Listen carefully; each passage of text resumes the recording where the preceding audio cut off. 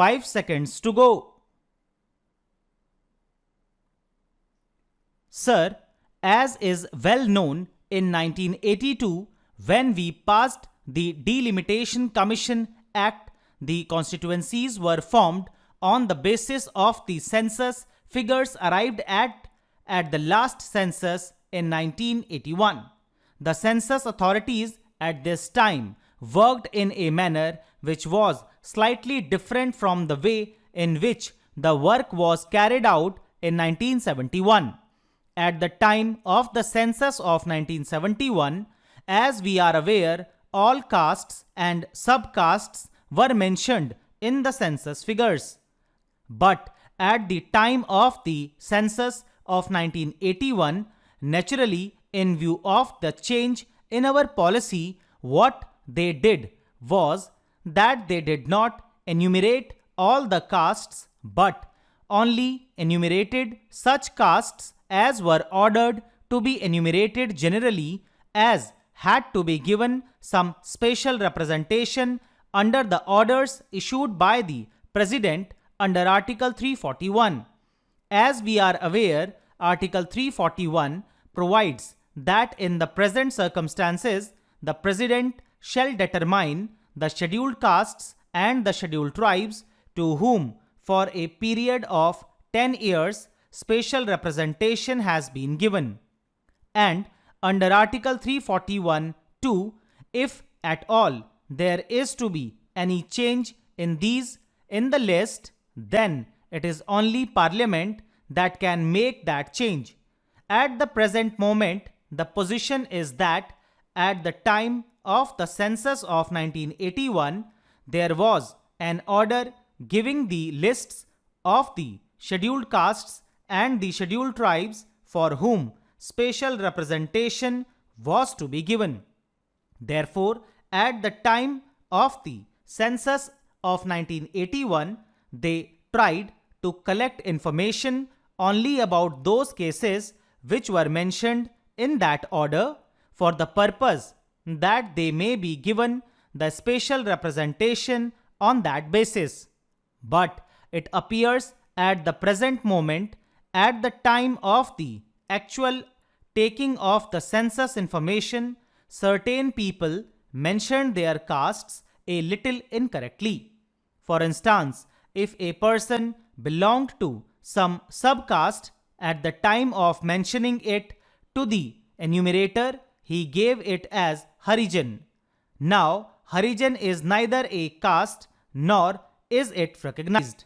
So, probably at the time of the census of 1981, such people were omitted, though they really belonged to the castes enumerated in the order. Similarly, there were certain synonyms of castes, and in that case also, people of the same caste for whom the protection was intended, on account of their giving the wrong description to the enumerator in respect of the name to which they did not exactly belong, they were also excluded. Therefore, in the 1951 census register, which was prepared on the basis of the information thus supplied, certain castes were omitted.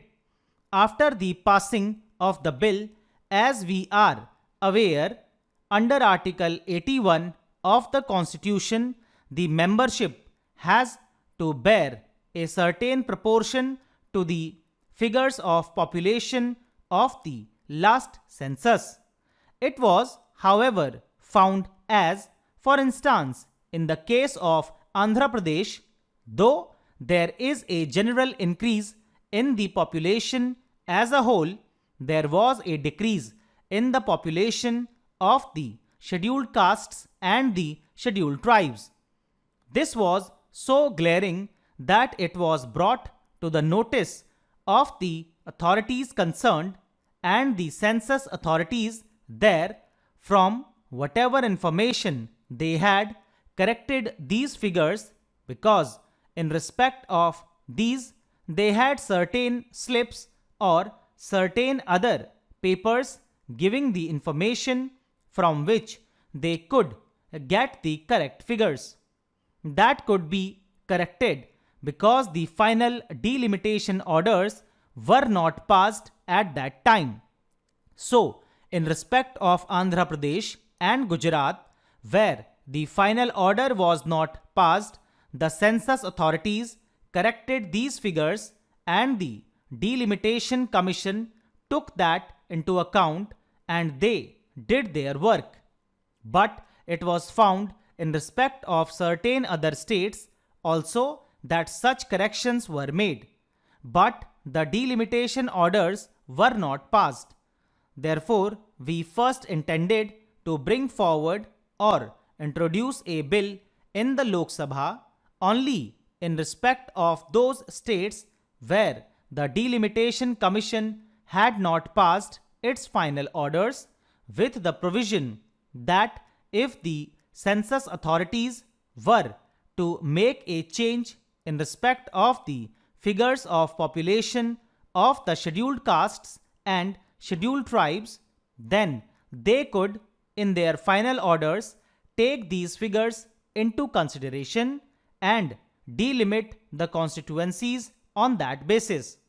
However, when the bill was introduced, it was brought to the notice of the government that in many of the states, final orders had been actually passed by the delimitation authorities, and it was therefore necessary, in order that there should be uniformity in the principles followed in respect of this matter, that there should be some provision brought in spite of the fact that final orders are passed by the Delimitation Commission that could be reopened, but only for this limited purpose, wherever the census authorities had to correct these figures and place it on a proper basis.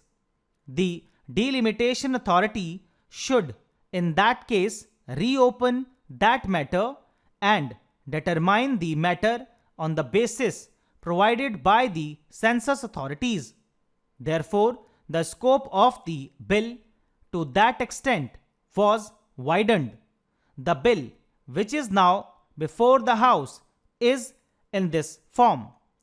So far as the delimitation of constituencies is concerned, whether it is Andhra Pradesh or Gujarat, or whether in respect of other states, the Delimitation Commission will be authorized to reopen these matters if the census authorities had to change the figures of population.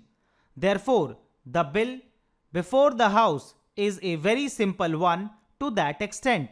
It only enables the Delimitation Commission to take into account the corrections which may be made by the census authorities. It is primarily the census authorities who are to do it now. Stop.